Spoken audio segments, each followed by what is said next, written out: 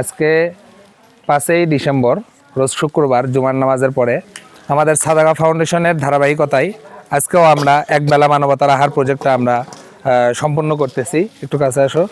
তো আজকে আলহামদুলিল্লাহ আমাদের আয়োজন করা হয়েছিল এক পাকে ভুনা খিচুড়ি, গরু গোশত দিয়ে সবজি খিচুড়ি আর কি।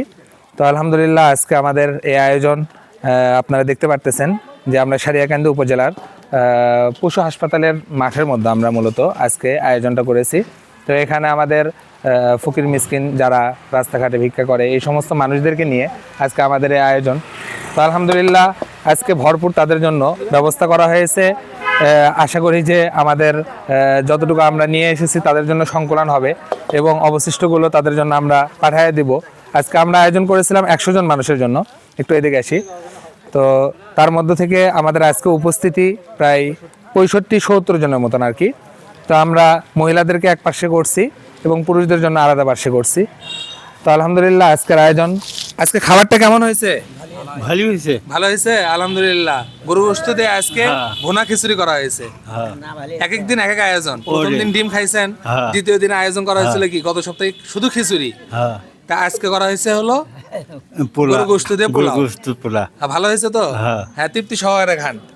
কেমন হয়েছে আজকে খাবারটা? ভালো আছে। তো এরকম প্রতি শুক্রবার আয়োজন করলে কেমন হয়? ভালো হয়। ভালো হয় না? আসবেন না আপনারা? এই খাওয়া শেষ? হ্যাঁ, খাবার কেমন হয়েছে? ভালো হয়েছে? পেট ভরে খাইছেন তো? নাকি কম দিছে? লাগবে আরো? না, তো খাওয়া কমান খারাপ, হাত ধোয়া শেষ হয়ে গেছে, আরো খাওয়া লাগতো না? না, যা লাগবে নিবেন। ঠিক আছে ইনশাল্লাহ।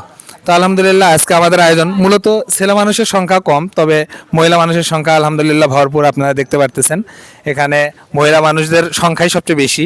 তো আসলে এখানে যে উপস্থিত হয়েছে ম্যাক্সিমামগুলো যদি বলা যায় 50 জনের উপরে, তারা পাগলা পাগলি, তারা আসলে বোঝে না। তাদেরকে যদি একটা স্থান বলি সেই স্থানটাও তারা চেনে না। তো আমরা সর্বাত্মক চেষ্টা করতেছি। এখানে আমাদের সাথে উপস্থিত আছেন আমাদের সাদাকা ফাউন্ডেশনের স্বেচ্ছাসেবী কর্মীরা এবং আমাদের সাথে বিশেষ করে উপস্থিত আছে আজকে আমাদের প্রাণী সম্পদ কৃষি অফিসার। তো স্যারকে একটু কিছু বলার জন্য অনুরোধ করতেছি যে আজকে আপনার এই অনুষ্ঠানটা দেখে কেমন লাগতেছে? আলহামদুলিল্লাহ, এই একেবারে প্রান্তিক পর্যায়ের যারা খেতে পারে না তাদের নিয়ে আজকে যে চমৎকার একটা আয়োজন করা হয়েছে জুমার নামাজের পরে, এটা অত্যন্ত মানে সুন্দর একটা আয়োজন করা হয়েছে এবং আমি অত্যন্ত মন থেকে খুশি হয়েছি। এরকম যারা খেতে পারে না এদেরকে খাবার আয়োজন করার জন্য এখানে আজকে আমি দেখছি প্রায় 100 জনের মতো আয়োজন করা হয়েছে এবং এখানে উপস্থিত 70-72 জনের মতো মানুষ উপস্থিত হয়েছে এবং প্রত্যেকটি মানুষ খেয়ে খুব খুশি হয়েছে এবং প্রত্যেকেই মনে খুব শান্তি প্রকাশ করছে এবং আমি শুনতে পারলাম যে প্রতি সপ্তাহে এরকম আয়োজন করা হবে। তো এরকম যদি আয়োজন করা হয় আমি মনে করি সবাই খুব খুশি হবে এবং প্রান্তিক পর্যায়ের মানুষ, একেবারে গরিব মানুষ যারা সবসময় খাবারটা খেতে পারে না তাদের জন্য খুব ভালো হবে এবং আল্লাহ পাক আমাদের এই আয়োজনকে কবুল করুক। আমিন। আল্লাহ তাআলা স্যারের আশাকে এবং স্যারের কথাগুলোকে যেন আল্লাহ তাআলা কবুল করে। তো মাহি, আমি একটু আমরা দেখাইতেছি আমাদের এখনো খাবারটা আমাদের যতটুকু অবশিষ্ট আছে। মূলত আজকে আমরা প্রায় 100 জন মানুষের আয়োজন করা হয়েছিল। তো তার মধ্য থেকে আমাদের উপস্থিত প্রায় 70-72 জন। তো বাকিগুলো আমরা তাদেরকে পৌঁছায় দেবো ইনশাল্লাহ, যেন সবাই পরিপূর্ণ নিজে খেতে পারে এবং পরিবারের জন্য নিয়ে যেতে পারে। তো ইনশাআল্লাহ আমাদের এই ধারাবাহিকতাটা অব্যাহত থাকবে। আপনারা আমাদের এই মানবতার আহার প্রজেক্টে শরিক হতে পারেন এবং চাইলে আপনারা এক শুক্রবারে নিজেরা এই দায়িত্বটা নিতে পারেন।